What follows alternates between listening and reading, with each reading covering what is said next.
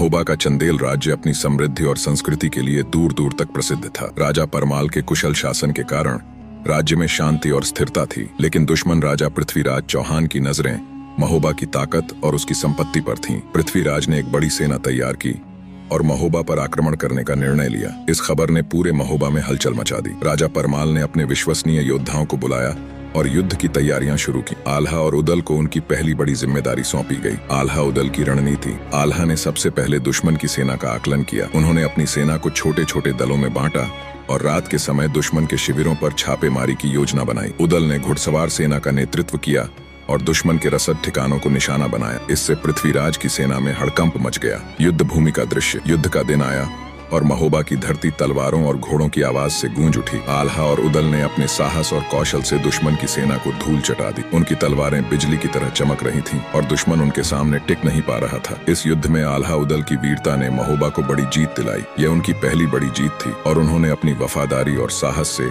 राजा परमाल का दिल जीत लिया। अगले भाग में पढ़िए कैसे आल्हा उदल ने अपनी जीत के बाद महोबा की रक्षा के लिए नई योजनाएं बनाई।